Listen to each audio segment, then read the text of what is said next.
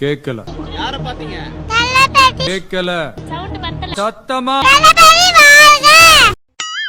என்ன 12 பட்டி வந்தாச்சாப்பா? அப்புறம் பரமசம் வரல, ராமசாமி வரல, 5 பேர் விட்டு போச்சு, 4 பேர் விட்டு போச்சுங்கிற பேச்சே இருக்கப்படாது.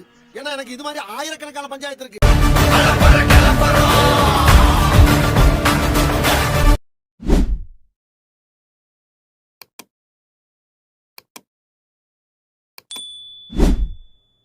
தளபதியை பார்த்து ரொம்ப சந்தோஷமா இருந்தது. ரொம்ப நேரம் வெயிட் பண்ணிட்டு இருந்தோம்.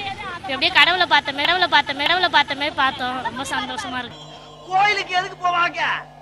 சாமியை பார்க்கத்தா? அப்ப இவரு தளபதி என்னைக்குமே வாழ்க. தளபதி நல்லா இருக்கும். அஜித் வாழ்க, விஜய் வாழ்க. நீங்க எப்போ வாழ போறீங்க? 28 வருஷ கனவு என் தளபதியை பாக்குறது. இப்ப நான் ஃபர்ஸ்ட் டைம் பார்த்தேன். ரொம்ப சந்தோஷமா இருந்தது எனக்கு அது தளபதியை பார்க்கும்போது. நீ சொன்ன வாக்கியத்தை தஞ்சாவூர் கோயில் கல்வெட்டுல வெட்டி வச்சிட்டு பக்கத்திலேயே நீ உட்கார்ந்துக்க. உனக்கு பின்னால வர்ற சந்ததிகள் அதை பார்த்து படிச்சு தெளிவா நடந்துக்குவாங்க. வானாடுக்கு போகும்போதும் பார்க்க முடியல. இன்னைக்கு ஹோப்பும் இல்ல பாப்போன்ட்டு. ஆனா தளபதி இப்படி வந்து வருவாருன்னு நினைச்சு கூட பார்க்கல. ரொம்ப ஹாப்பியா இருக்கு. தமிழக வெற்றி கழகம் சார்பில் நடைபெற்ற இஃப்தார் நோன்பு திறப்பு நிகழ்ச்சியில் விஜய் இன்றைய நாள் முழுவதும் நோம்பிருந்து இஸ்லாமியர்களோடு நோன்பு திறந்திருக்கிறார். இன்னும் என்ன நீ பைத்தியக்காரனவே நினைச்சுக்கிறல்ல? நீ அண்ணன் போற கம்பீரத்தை பாருல. பிறவியில வந்ததுடா அதெல்லாம். ஓ, குரலி வித்தையா? தனது வழக்கமான டிரெஸ் கோடில் வராமல் வேட்டி சட்டை தொப்பியோடு வந்தவர் 1 நிமிட உரையில் ஸ்கோர் செய்தார். அப்படியே அறுத்து தள்ளிட்டாலும் நெஞ்சில் குடியிருக்கும். இந்த வந்துட்டாயா? இந்த டைலாக்க சொல்றதுக்குன்னே எல்லா ஒரு பஞ்சாயத்துக்கு கிளம்பி வந்துறாயா ஒருத்தன். சென்னை ராயப்பேட்டை YMCA அரங்கில் தமிழக வெற்றி கழகம் சார்பில் இஃப்தார் நோன்பு திறப்பு நிகழ்ச்சி மிகவும் பிரம்மாண்டமாக நடைபெற்றது. அந்த மாதிரி எல்லாம் இருக்கிறதுக்கு சான்ஸ் இல்லையே. இதில் தவேகா தலைவர் விஜய் பங்கேற்று நோன்பு திறக்கிறார் என்று முன்பே அறிவிக்கப்பட்டதால் அவரை பார்ப்பதற்காக ஆயிரக்கணக்கான ரசிகர்கள் சாலையில் திரண்டிருந்தனர். பணபலம் இல்லனா கூட நம்மள பார்த்து பயப்படுறான்னா என்ன காரணம்? நம் பின்னாடி புலிகளை பாத்துறா. தமிழக வெற்றி கழகத்தை சேர்ந்த இஸ்லாமியர் நிர்வாகிகள் உட்பட 3000த்திற்கும் மேற்பட்ட இஸ்லாமியர்கள் பங்கேற்றனர். இதெல்லாம் நம்புற மாதிரியாங்க இருக்குது. இஸ்லாமியர்களோடு உணர்வு பூர்வமாக பங்கேற்று நோன்பு திறக்க வேண்டும் என்று நினைத்த விஜய் அதற்கேற்றபடி தனது கட்சியின் கொடியையோ பெயரையோ பயன்படுத்தாமல் இஸ்லாமியர்களுக்கு உகந்த பச்சை நிறத்தில் அரங்கை அமைக்க உத்தரவிட்டிருந்தார். அடங்கப்பா, இது உலக நடிப்புடா சாமி. அதன்படியே விஜய்க்கும் இமாம்களுக்கும் சிறப்பு விருந்தினர்களுக்கான டேபிள் சேர் போடாமல் அனைவரும் சமமாக தரையில் அமர்ந்து நோன்பு திறக்கும் வகையில் ஏற்பாடு செய்யப்பட்டது.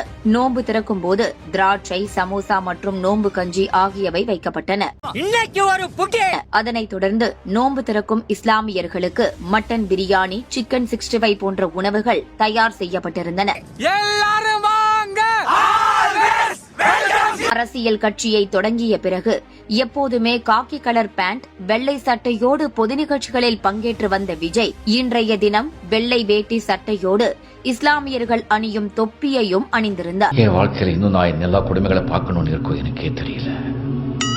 அவரை வரவேற்ற இஸ்லாமிய பெருமக்கள் நோன்பு அரங்கிற்கு அழைத்து சென்றனர். இமாம், தலைமை ஹாஜி என இஸ்லாமியர்களோடு அமர்ந்த விஜய் 6:25 மணிக்கு நோன்பு திறந்தார். அவர்களோடு நோன்பு கஞ்சியை எடுத்துக்கொண்ட பிறகு உணர்ச்சி பொங்க சிறப்பு தொழுகையிலும் ஈடுபட்டார். அல்லாஹ் அல்லாஹ் யா அல்லாஹ் அல்லாஹ், நீ இல்லாத இடமே இல்லை, ஃப்ரெண்டாலே ரொம்ப தொல்லை. தொடர்ந்து சட்டென மைக்கை பிடித்த விஜய், என் நெஞ்சில் குடியிருக்கும் எனது அன்பான இஸ்லாமிய பெருமக்கள் உங்கள் அனைவருக்கும் என்னுடைய வணக்கம். வணக்கம்ல மாப்ள. மாமனிதர் நபிகள் நாயகம் அவர்களுடைய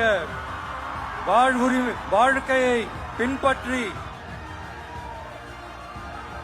மனித நேயத்துக்கும் சகோதரத்துவத்தையும் ஃபாலோ பண்ணி. ஏதோ பேசுறதுக்காக நான் பேசிட்டு இருக்காத, நேரத்தை கடத்தாத, நல்ல விவரமா பேசு. இங்க இருக்கிற அனைத்து இஸ்லாமிய சொந்தங்களுக்கும் என்னுடைய இந்த அன்பான அழைப்பை ஏத்துக்கிட்டு நீங்க எல்லாரும் வந்து கலந்துகிட்டதுக்கு மிக்க மிக்க மகிழ்ச்சி.